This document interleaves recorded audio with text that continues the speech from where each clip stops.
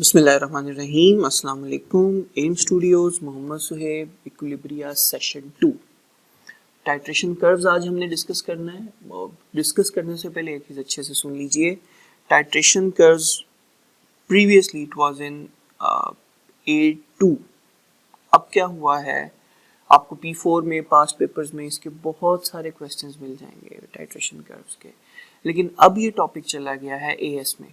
सो AS A2 दोनों के लिए ये टॉपिक बहुत ज़्यादा इम्पोर्टेंट है, क्योंकि तकरीबन 16 to 17% A2 के एग्ज़ाम में AS की चीज़ें अपीयर होती हैं। तो बहरहाल हमने पढ़ना है इसको।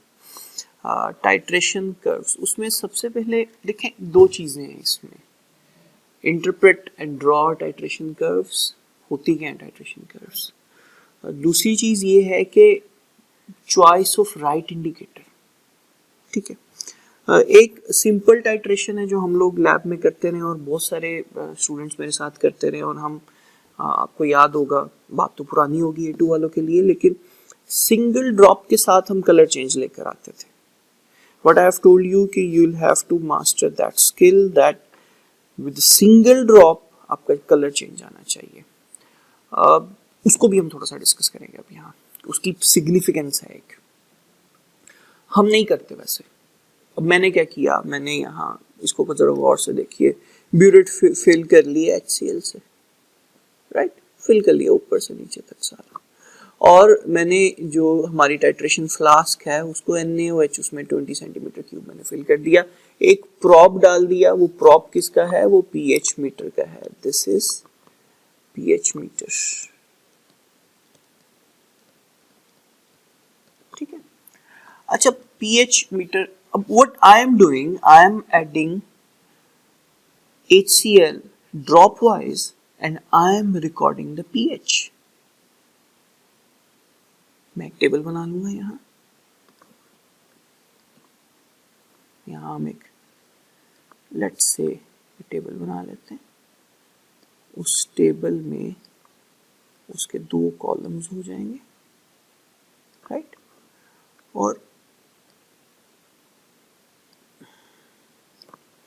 ऊपर वाले कॉलम में क्या है, वॉल्यूम ऑफ एसिड एडेड। नीचे वाले कॉलम में क्या है, pH। देखें जैसे जैसे हम इसमें एसिड ऐड कर, बेस का pH कितना होगा, स्ट्रॉन्ग बेस है, स्ट्रॉन्ग बेस का pH होगा अप्रोक्सीमेटली यहाँ 13 है। मैंने क्या किया, मैंने उसमें एसिड ऐड करता गया pH डिक्रीज होगा, आहिस्ता आहिस्ता डिक्रीज होगा, यहाँ डिक्रीज होगा। यहाँ इस पॉइंट पे वो लास्ट ड्रॉप मैंने ऐड किया जिससे एकदम कलर चेंज आ गया और pH एकदम डिक्रीज हो गया और न्यूट्रलाइजेशन हो गई, राइट। अच्छा, मैंने ये कर्व कैसे ड्रॉ किए? अब हमने इसको ड्रॉ किया है इस तरह। यहाँ volume of acid added let's से 4, 8, 12, 16, 20 सो ऑन, और नीचे pH हम लिखते हैं लेट्स से दैट वाज 13 और 12.9 सो ऑन, हमने इसको लिखा है। अब हमने फिर इसको प्लॉट कर लिया, हमने इंडिकेटर नहीं यूज कर रहे हैं, हम pH मीटर से हमने टाइट्रेशन कर ली और मैंने ये ड्रॉ कर दिया ग्राफ ड्रॉ करने के बाद मैंने क्या किया, मैंने सिंपली ग्राफ से देख लिया कि जहाँ pH 7 है वहाँ वॉल्यूम क्या आता है। मुझे pH 7 पे वॉल्यूम मिल गया। देखें वर्टिकल एक्सिस पे pH है, हॉरिजॉन्टल एक्सिस पे वॉल्यूम ऑफ एसिड एडेड है। मैंने 7 pH के ऊपर वॉल्यूम ऑफ एसिड एडेड देख लिया और टाइट्रेशन हो गई। मुझे पता लग गया कि न्यूट्रलाइजेशन पॉइंट के ऊपर 20 सेंटीमीटर क्यूब ऑफ HCl में ऐड करूंगा तो न्यूट्रलाइजेशन हो जाएगी। अच्छा, अब इंडिकेटर कैसे काम करता है, ये जितनी बातें मैंने बताई उसमें इस चीज़ की ज़रूरत नहीं है। ये जो ब्रोमोथाइल ब्लू और ये लिखा हुआ है, आप थोड़ी देर के लिए समझे कि ये नहीं है, राइट। हमने सिर्फ क्या किया है, कर्व ड्रॉ करके 7 पे हमने ये देख लिया कि pH 7 pH के ऊपर वॉल्यूम क्या आता है, that's it. Volume he find करते हैं टाइट्रेशन, और क्या करते हैं। अच्छा, अब फर्दर थोड़ा सा और डिस्कस करते हैं। अब इंडिकेटर क्या करता है? इंडिकेटर देखिए, ये पीएच, इस पीएच पे देखें, इस पीएच पे ब्लू है, ब्रोमोथाइल ब्लू। जैसे ही वो एक लास्ट ड्रॉप हमने डाला वो येलो हो गया। ठीक, कर्व को फॉलो की। ये कर्व उल्टी भी हो सकती है। फॉर एग्जाम्पल मैंने क्या किया, इसको रिमूव कर देते हैं, सब सारा सब। हमने NaOH ऊपर डाल दिया, HCl हमने नीचे डाल दिया। अब क्या होगा, अब कर्व किस तरह की होगी? डेफिनेटली कर्व ऑपोजिट होगी। क्यों? नीचे HCl है, इनिशियल pH 2, 3, 4 के करीब होगा, 2 के करीब होगा कहीं। जैसे जैसे NaOH डालेंगे pH इंक्रीज होगा, ये कर्व आहिस्ता आहिस्ता एकदम फिर शूट करेगी, शूट करके फिर ऐसे सीधी हो जाएगी। राइट? तो इसको खुद ही आप इसको देख लीजिएगा कि अगर बेस ब्यूरेट में है तो कर्व की जो शेप है वो ऐसी होगी, अगर एसिड है ब्यूरेट में तो कर्व की शेप ऐसी होगी। दोनों तरीके से क्वेश्चन आ सकता है, आपको दोनों तरह से समझ आना चाहिए। How we choose indicator? Lab में हमने क्या किया कि जब लास्ट ईयर करते थे AS के प्रैक्टिकल्स, बल्कि उससे भी पहले किए हुए हमने, तो क्या करते थे हम, अब किसी टाइट्रेशन के लिए कोई और इंडिकेटर है, किसी टाइट्रेशन के लिए कोई और इंडिकेटर है। डिफरेंट टाइट्रेशंस के लिए हमने रिडॉक्स टाइट्रेशन की, उसमें KMnO4 as an indicator use होता था, क्योंकि KMnO4 ब्यूरेट में होता था, वो उसी को एज एन इंडिकेटर यूज करते थे। हमने स्ट्रॉन्ग एसिड, स्ट्रॉन्ग बेस और बहुत सारे डिफरेंट टाइट्रेशन में डिफरेंट इंडिकेटर यूज। क्यों भाई, क्यों? How we choose the indicator?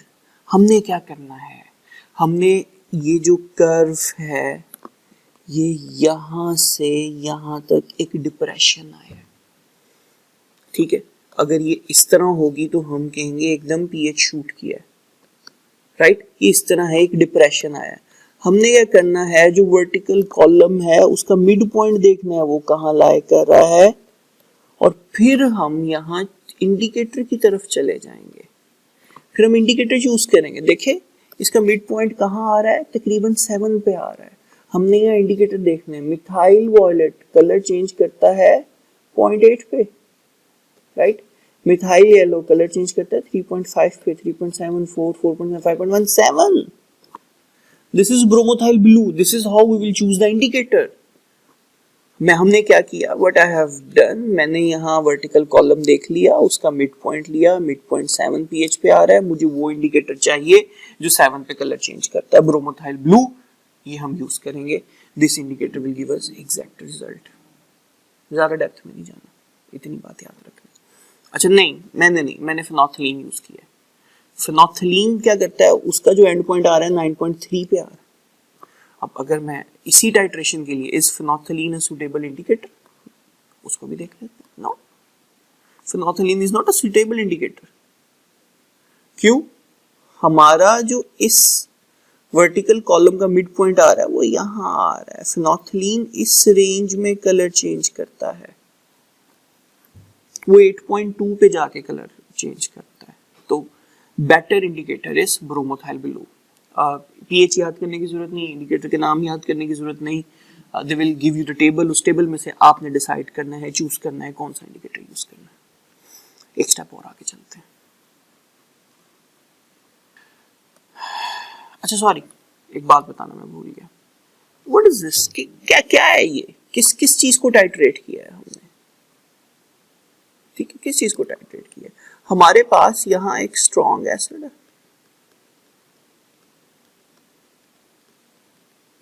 यहाँ हमारे पास क्या है, यहाँ हमारे पास स्ट्रॉन्ग बेस है। कितनी टाइट्रेशन हो सकती है स्ट्रॉन्ग एसिड की स्ट्रॉन्ग बेस के साथ, स्ट्रॉन्ग एसिड की वीक बेस के साथ, right. Strong acid, strong base, strong acid, weak base, strong base, weak acid, weak base, weak acid. यही 4 चीजें बनती हैं। एसिड भी स्ट्रॉन्ग हो, बेस भी स्ट्रॉन्ग हो, एसिड वीक हो, बेस भी वीक हो, राइट। एसिड स्ट्रॉन्ग हो, बेस वीक हो, बेस स्ट्रॉन्ग हो, एसिड वीक हो। ये 4 टाइट्रेशंस बनती है ना। सो हर किसी का कैरेक्टरिस्टिक चेंज है, हर किसी की कर्व की शेप थोड़ी सी चेंज है, उसके शूट करने का पॉइंट डिफरेंट है। तो ये जो हमने डिस्कस किया है strong acid and strong base. आ जाइए आगे। This is On the left side we have strong acid with weak base. Strong acid का pH क्या होगा? Strong acid का pH 1-2 के करीब होगा. Let's say यहाँ है कि ये लाइन अगर हम देखें तो pH तकरीबन यहाँ आता है 1. वीक बेस का pH कहाँ से शुरू होगा? ये देखिए यहाँ से स्टार्ट हुआ, राइट? इसका डिप्रेशन यहाँ से आया. इसका वर्टिकल कॉलम कौन सा बनता है? इसका वर्टिकल कॉलम ये बनता है. इसके वर्टिकल कॉलम का मिड पॉइंट कहाँ आता है? इसके वर्टिकल कॉलम का मिड पॉइंट तकरीबन यहाँ आता है, 5 पे आता है तकरीबन. ये देख लीजिए तकरीबन 5 पे वर्टिकल कॉलम. अब हमने वो इंडिकेटर लेना है. अब 5 पे कौन सा इंडिकेटर कलर चेंज कर रहा है? 5 के अराउंड 5.1 मिथाइल रेड लेंगे. अगर हम स्ट्रॉन्ग एसिड को वीक बेस के साथ टाइट्रेट कर रहे हैं तो हम मिथाइल रेड लेंगे.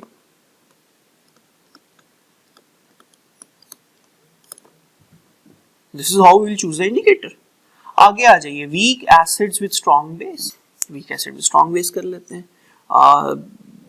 स्ट्रॉन्ग बेस कहां से स्टार्ट होगी? 13 से. वीक एसिड 5, 6, 7, 5, 4, 5, 5.5, 6 यहीं जाके कहीं उसने खत्म होना है. तो चलेंगे तकरीबन 4.5 के अराउंड.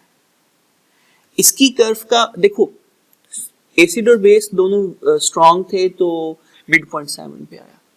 बेस स्ट्रॉन्गर है तो मिड पॉइंट बेस वाली साइड पे आ रहा है. देखिए बेस स्ट्रॉन्गर, एसिड वीक. अब यहाँ एसिड स्ट्रॉन्गर था तो मिड पॉइंट कहाँ आया था? एसिड वाली साइड पे आया था. तो मिड पॉइंट इस वर्टिकल कॉलम का ऐसे ही जरा रफली एस्टिमेट लगाएं, यहाँ 10 पे आएगा. तो phenolphthalein is an indicator for weak acid and strong base. When we are titrating weak acid and strong base, phenolphthalein is the right indicator. आगे चलते हैं. weak acid with weak base. अच्छा सुनिए, देखिए मैं जरा एक और बात आपको बताना चाह रहा हूँ. ये आप अब कलर चेंज, बल्कि यहाँ चलते हैं हम. कलर चेंज कहाँ से आना शुरू हुआ? ब्रोमोथाइल ब्लू. ये देखिए यहाँ एक ड्रॉप तकरीबन, ये देख लीजिए 20 तकरीबन इतना फासला है. यहाँ रीडिंग क्या थी? यहाँ रीडिंग थी आपके पास तकरीबन 19 थी, राइट? और तकरीबन 20 पे कलर चेंज आया. एक ड्रॉप से कलर चेंज आया है यहाँ. आप ये देख लीजिए कितना वर्टिकल है ये कॉलम. ट्रांजिशन ऑफ कलर नहीं हुआ. ऐसे नहीं हुआ कि ब्रोमोथाइल ब्लू आहिस्ता आहिस्ता आहिस्ता ग्रीन हुआ और ग्रीन आहिस्ता आहिस्ता आहिस्ता येलो में चेंज हुआ. ऐसा नहीं हुआ. एक ड्रॉप डाला वो ब्लू था, दूसरा ड्रॉप डाला वो लाइट ग्रीन हुआ, एक और ड्रॉप डाला वो थोड़ा सा और ग्रीन हुआ, एक और ड्रॉप डाला वो येलो हो गया. ऐसे नहीं हुआ. एक ड्रॉप से कलर ब्लू से येलो हो गया. लेकिन वीक एसिड और वीक बेस में ऐसा नहीं होता. इसकी जो कर्व बनती है उसमें आप ये देखिए वर्टिकल कॉलम नहीं. अच्छा वीक एसिड वीक बेस, इसका मिड पॉइंट भी 7 पे होगा. एसिड जैसे स्ट्रॉन्ग एसिड स्ट्रॉन्ग बेस का 7 पे, वीक एसिड वीक बेस का भी 7 पे होगा. लेकिन we never titrate weak acid with weak base. क्यों? ये देख लीजिए रेंज कितनी बड़ी है, वर्टिकल कॉलम है ही नहीं. इसमें जब भी वीक एसिड और वीक बेस में इंडिकेटर डालेंगे तो पीएच आहिस्ता आहिस्ता चेंज होगा. एक ड्रॉप से कलर चेंज नहीं होगा. एक ड्रॉप डालेंगे तो कलर थोड़ा फेड होगा, दूसरा डालेंगे और फेड होगा, तीसरा डालेंगे और फेड होगा, चौथा डालेंगे थोड़ा सा और कलर चेंज हो जाएगा. अच्छा अब हम क्या करें? हमसे तो एक ड्रॉप वाली टाइट्रेशन नहीं होती. तो जिसमें 3-4 ड्रॉप से ओवर द रेंज ऑफ क्या कहते हैं पीएच कलर चेंज आ रहा है, तो उसमें ये वर्टिकल कॉलम नहीं है. ज्यादा हम 2-3-4 ड्रॉप से कलर चेंज आ रहा है तो हम तो कभी डिस्टिंग्विश कर ही नहीं सकेंगे. हम बता ही नहीं सकेंगे कलर चेंज कहाँ है एग्जैक्टली, राइट? इसीलिए ये बात याद रखिएगा, we do not titrate weak acid with weak base. फौरन सवाल आता है जहन में, करना पड़ जाए तो क्या करें? मेरे सामने वीक एसिड और वीक बेस है, इनको अगर टाइट्रेट नहीं करेंगे तो फिर इनकी कंडक्टोमेट्रिक टाइट्रेशन करेंगे, इनकी कोई और टाइट्रेशन करेंगे, पीएच टाइट्रेशन करेंगे? नहीं, कुछ भी नहीं करेंगे. देखिए टाइट्रेशन का कॉन्सेप्ट क्या है. आपने ओ लेवल्स में देखा होगा एक लिमोनिन वाला क्वेश्चन इतनी दफा आया है टाइट्रेशन में. वो कहते हैं जी we have a lemon juice ले लिया हमने और उसको डाइल्यूट किया, हमने उसका पीएच लेना है. अब आपको पता है लेमन जूस वीक एसिड है. अब मैंने टाइट्रेट करके ये पता चलाना है कि लेमन जूस की कंसंट्रेशन क्या है. मैंने बेस चूज करनी है, तो I'll never choose weak base, I'll choose strong base, क्योंकि मुझे पता है कि वो weak acid है। देखिए जो चीज ब्यूरेट में डाली हुई होती है वो आपने खुद चूज की हुई होती है। जितने अगर आप टाइट्रेशन के क्वेश्चंस गौर से देखें, जो चीज ब्यूरेट में है उसकी आपको कंसंट्रेशन पता होती है, वो आपको पता है वो क्या है। और जो चीज वॉल्यूमेट्रिक कॉनिकल फ्लास्क में है उसकी कंसंट्रेशन फाइंड करनी होती है। हमेशा हर क्वेश्चन में यही होगा। तो हर दफा आप चूज करते हैं। आपने आयरन टू आयरन 3 आयंस की वो एक टाइट्रेशन थी, आपने चूज किया कि मैं KMnO4 से टाइट्रेट करूं। ठीक है, तो फॉर एग्जांपल किसी टूथपेस्ट है, टूथपेस्ट का पीएच चेक करना है, मुझे पता है वीक बेस है, तो मैं टूथपेस्ट की वो स्लरी होती है टूथपेस्ट, हम उसको टेक्निकल लैंग्वेज में स्लरी कहते हैं, उसका कुछ सोल्यूशन वगैरह बनाकर स्टैंडर्ड सोल्यूशन बनाएंगे उसका, तो मैं उसको टाइट्रेट वीक एसिड से कभी भी नहीं करूँगा, मैं उसको हमेशा स्ट्रॉन्ग एसिड से टाइट्रेट करूँगा। तो ये वाली सिचुएशन कभी आती नहीं है कि आपको वीक एसिड को वीक बेस के साथ टाइट्रेट करना पड़े। क्वेश्चंस क्या आते हैं, वो क्वेश्चंस ही आएंगे। आपने टाइट्रेशन कर्व भी जरूर कीजिएगा प्लीज, P4 में 3 से 4 क्वेश्चंस हैं, आपने लाजमी करने। उसमें आपको सिर्फ 3 बातें पता होनी चाहिए। आपको इनिशियल पीएच पता होना चाहिए, मैं इसको आइडेंटिफाई, इनिशियल पीएच पता होना चाहिए, आपको फाइनल पीएच पता होना चाहिए, आपको ये पता होना चाहिए कितने वॉल्यूम पे न्यूट्रलाइजेशन हो रही है। ये 3 पॉइंट्स पता, बाकी फ्री हैंड बनानी है आपने, बाकी फ्री हैंड कर्व बनानी है। आपको पता है आप इसको ऐसे ला के ऐसे कर दें, सॉरी यहाँ से टेढ़ा हो गया, सीधा करना है, राइट। 3 पॉइंट्स दिए हुए होंगे क्वेश्चंस में। ओके जी, दैट्स ऑल फॉर टुडे। अल्लाह हाफिज।